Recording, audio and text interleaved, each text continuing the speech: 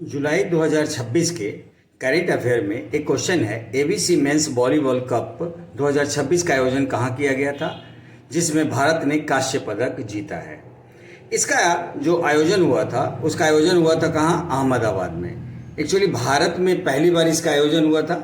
भारत में पहली बार इसका आयोजन हुआ।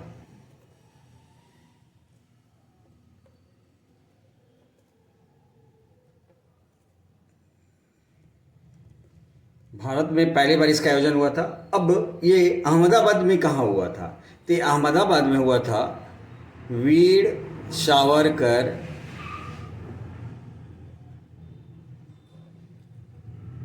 स्पोर्ट्स कॉम्प्लेक्स में।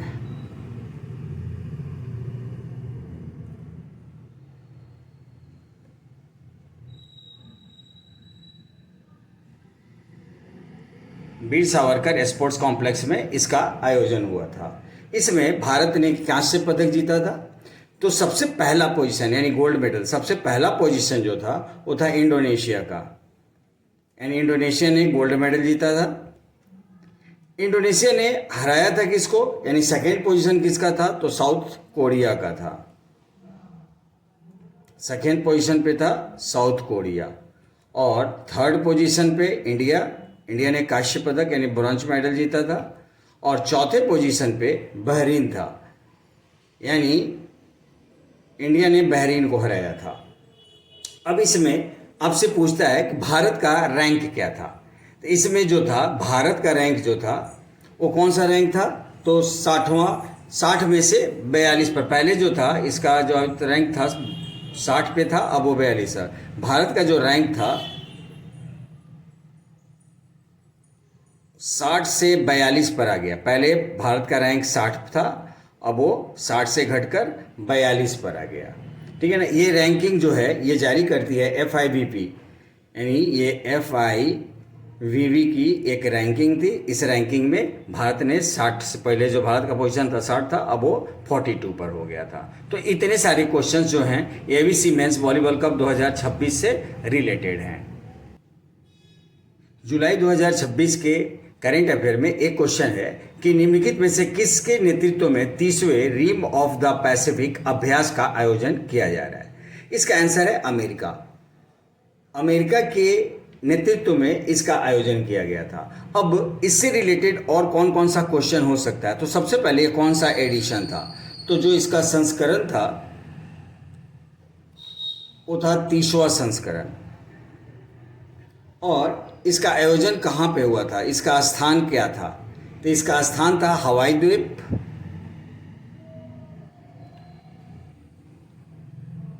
और पैसिफिक ओशन और प्रशांत महासागर।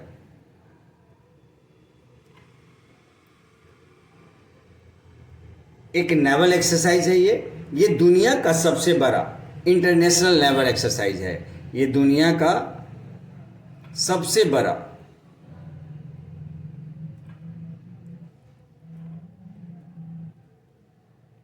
नेवल एक्सरसाइज है, यानी एक इंटरनेशनल एक्सरसाइज है जो दुनिया का सबसे बड़ा एक्सरसाइज है। अगला, इसमें जो है टोटल कितने देशों ने भाग लिया था? इसमें टोटल 30 देश ने भाग लिया था। और इसमें जो भारतीय नौसेना का है, इसमें भारतीय नौसेना का P-81 लॉन्ग रेंज जो है एक समुद्री गश्ती विमान ने भाग लिया था। इसमें भारतीय नौसेना का P-81 ये जो है एक लॉन्ग रेंज समुद्री गश्ती विमान है जिसने भाग लिया था। यानी ये एक है ये लॉन्ग रेंज नेवल सिक्योरिटी ये पोत है जो यहाँ पे इसमें भाग लिया था। एक क्वेश्चन है, निम्न में से कौन आधिकारिक रूप से भारत का 31वें आर्मी चीफ नियुक्त किए गए? तो इसका जो है इसका आंसर है धीरज सेठ। ये 31वें आर्मी चीफ बने हैं। अब आपसे ये भी पूछ सकता है कि इन्होंने किसका स्थान लिया था, यानी जो जो भारत के जो आर्मी चीफ थे वो कौन थे? तो वो थे उपेंद्र द्विवेदी। यानी इससे रिलेटेड आपसे एक क्वेश्चन ये भी पूछा जा सकता है कि इन्होंने किसका स्थान लिया है? धीरज सेठ ने। तो इन्होंने उपेंद्र द्विवेदी का स्थान लिया। यानी भारत के जो 30वें आर्मी चीफ थे वो कौन थे? तो उपेंद्र द्विवेदी थे। और 31वें कौन बने हैं? धीरज सेठ बने हैं। एक क्वेश्चन है, निम्न में से किस राज्य को भारत में प्रति व्यक्ति आय की रैंकिंग में पहला स्थान दिया गया है? एक्चुअली पहला स्थान जो है वो भारत में किस राज्य को मिला है? तो कर्नाटक को मिला है। लेकिन चूंकि ऑप्शन में कर्नाटक नहीं है तो जो दूसरे नंबर का है वो दूसरे नंबर का स्थान किसको मिला है? तमिलनाडु को मिला है। दूसरे नंबर का स्थान तमिलनाडु को मिला है। तो हमारे ऑप्शन नंबर में क्या है? बी में तमिलनाडु है। तो मेरा आंसर क्या होगा? तमिलनाडु हो जाएगा। यदि इस रैंकिंग को हम देखें तो 1 नंबर में कर्नाटक, 2 नंबर में तमिलनाडु, तीसरे नंबर में हरियाणा है। यदि हम 5 राज्यों की लिस्ट देखें तो तीसरे नंबर पे हरियाणा है, चौथे नंबर पे तेलंगाना है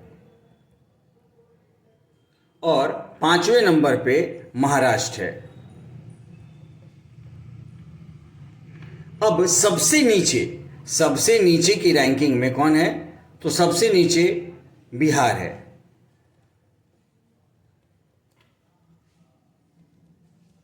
तो सबसे नीचे की रैंकिंग में बिहार है और बिहार से ऊपर उत्तर प्रदेश है।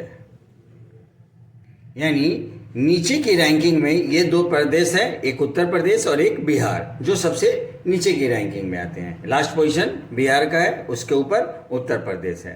तो एज पर क्वेश्चन हम आंसर देंगे तमिलनाडु। लेकिन 1 नंबर पर जो है, जो प्रति व्यक्ति आय की रैंकिंग में, वो कर्नाटक है। यहाँ पे ये भारत का एक पहला इकलौता राज्य है जहाँ पे पर व्यक्ति जो इनकम है वो 2 लाख से ऊपर है। जुलाई 2026 के करेंट अफेयर का एक क्वेश्चन है, दादा भाई नौरोजी की कौन सी पुण्यतिथि 30 जून 2026 को मनाई गई? इस क्वेश्चन का आंसर है 109वीं। दादा भाई नौरोजी का जो जन्म था वो 1825 में हुआ था और इनकी मृत्यु 1917 में हुई। इनकी जो जयंती मनाई गई यानी जन्म दिवस, इनकी जयंती मनाई गई 200वीं, यानी इनकी 200वीं जयंती मनाई गई थी। अब दादा भाई नौरोजी से जो रिलेटेड जो इंपॉर्टेंट पॉइंट्स हैं वो क्या है? तो ब्रिटेन की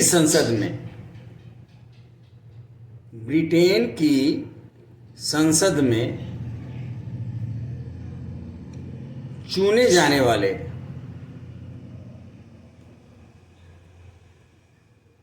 पहले एशियाई थे ये।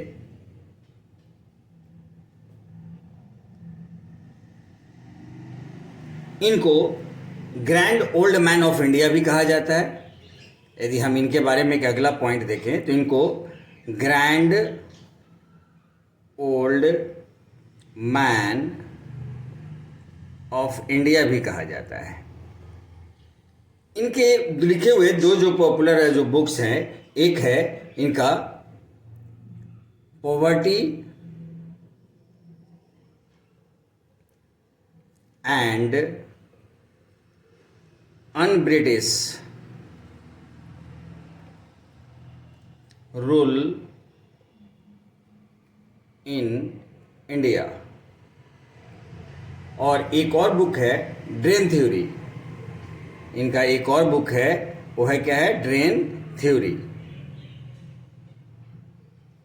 इनके लिखे हुए 2 बुक है, एक poverty and un British rule of India और एक है ड्रेन थ्योरी। इनके बारे में एक पॉइंट और है, भारतीय राष्ट्रीय कांग्रेस के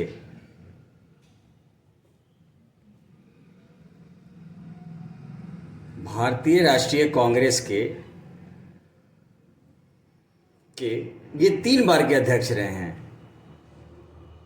यानी भारतीय राष्ट्रीय कांग्रेस के ये 3 बार अध्यक्ष रह चुके हैं। तो दादा भाई नौरोजी से रिलेटेड इतने सारे पॉइंट्स हैं जो आपसे पूछे जा सकते हैं। यानी